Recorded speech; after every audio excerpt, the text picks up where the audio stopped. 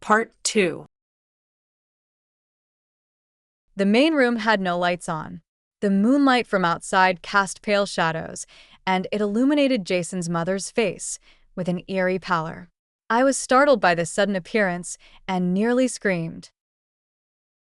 Jason's mother stared at me, her expression dark. "Rachel, I'm asking you, what are you doing awake at this hour instead of sleeping?" I hurriedly said, "Auntie, I ate something that upset my stomach. I vomited everywhere in the bedroom. I didn't know how to clean it up, so I came out looking for Jason." Upon hearing this, Jason's mother quickly went to check the bedroom. My vomit was still scattered on the floor. Jason's mother seemed to believe me without suspicion, and her expression and tone immediately became warm and kind again. She quickly called out, "Jason, Jason, come out quickly." Jason hurriedly came out of the room. When he saw me standing there, his expression became vigilant. "What are you doing here?" Watching Jason's expression change, my heart sank to the bottom. I could now understand why Jason was giving me that look. Jason's mother picked up a broom and dustpan, saying, "Rachel got a bad stomach and came out looking for you, but couldn't find you. Please clean up for her quickly." Jason turned and went to my room, and sure enough, he found it in a mess. He and his mother began cleaning. Seeing my pale expression, Jason became gentle again, telling me to sleep in his room for tonight while he slept in mine. I agreed. As soon as I lay down in the room, Jason brought me a hot water bottle and a cup of warm milk. I took the hot water bottle and placed it on my stomach to warm it, but when I looked at the warm milk, I felt some anxiety. "My stomach still feels bad. Can you leave the milk on the table? I'll drink it later." But Jason wouldn't have it. He helped me sit up and said, "Come on, be a good girl. Drink it now, or it'll get cold." When I tried to refuse, Jason had already brought the milk to my lips. I had no choice but to open my mouth and gulp it down. The milk was hot and burned my mouth slightly. After drinking it, my face felt flushed.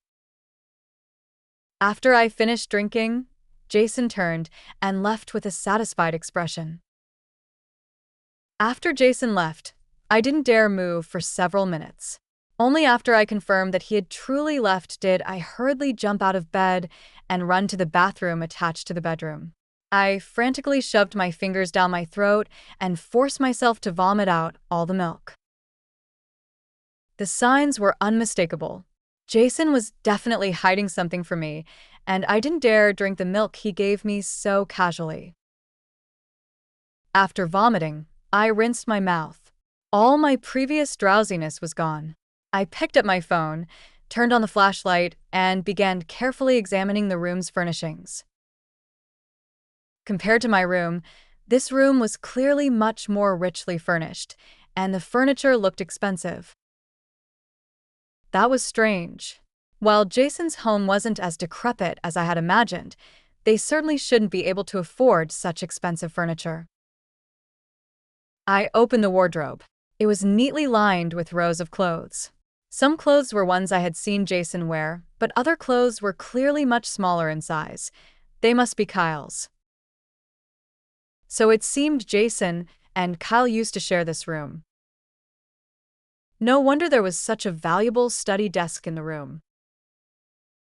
The next morning, after I woke up, Jason's mother came to tell me that breakfast was ready and asked me to freshen up and come eat.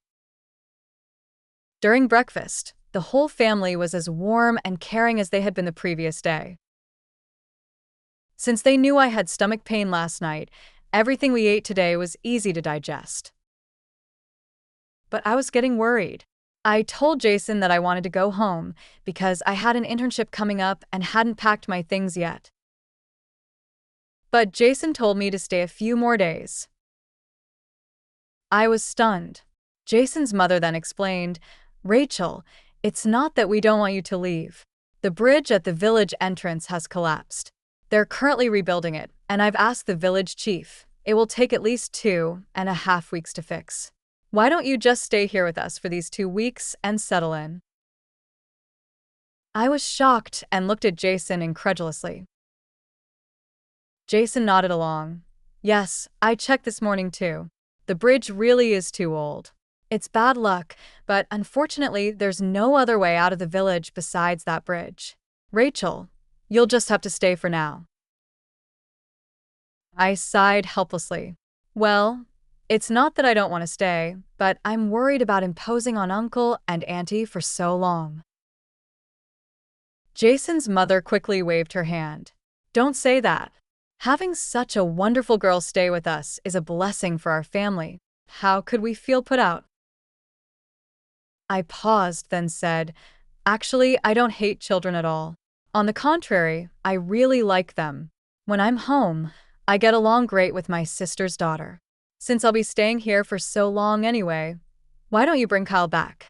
He'll be sad if he doesn't get to come home for more than 2 weeks." Hearing me say this, Jason's mother looked uncomfortable and glanced at Jason. Jason smiled and said, "You don't need to worry about that. Kyle gets along great with my uncle's family. He loves going there to play. Honestly, he could stay for half a year and still be having the time of his life. He wouldn't miss home at all." Jason's mother quickly agreed. "That's right. That's right. Kyle is such a playful child. Besides," she continued, "he's too mischievous and loves to yell and scream. Jason said you're a writer, so it wouldn't be good if he disturbed your work." Listening to them all persuading me, I stopped pushing the matter. If I had known from the beginning that they sent Kyle away to his relatives because they were worried about disturbing me, I would have been touched. But now, it all seemed very strange.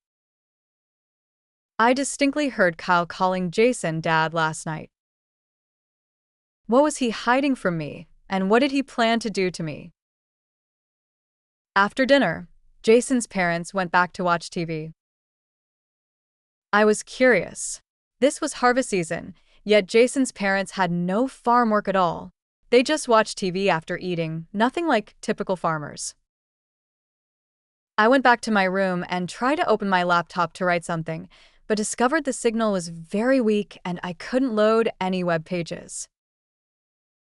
My naturally insecure heart became even more anxious. Just then, Jason came in from outside. "Rachel, I need to go visit the village chief for a bit. When I was poor and struggling, I was able to attend university thanks to his sponsorship. So, every time I come back, I bring gifts to visit his family." I said okay, but then asked, "What about me? Should I come with you?" Jason shook his head. "Well, you're my girlfriend, but since we're not married yet, it wouldn't be appropriate." I didn't ask further, and watched him leave. Once Jason was gone, I quickly went to the adjacent storage room to check. There were many of the gifts we had brought with us piled up there. They were mostly various nutritional supplements, alcohol, and cigarettes. I went to look. All the alcohol and supplements were still there, but 1 box of milk and 2 gift boxes of snacks were missing. He's going to visit the village chief, a man who has been kind to him, yet he's not bringing alcohol or supplements as gifts, but instead taking a box of milk and 2 snack packages? How could that make sense? My sense of dread was growing stronger and stronger, but now I couldn't leave this place. If I tried to leave forcibly, I might tip him off.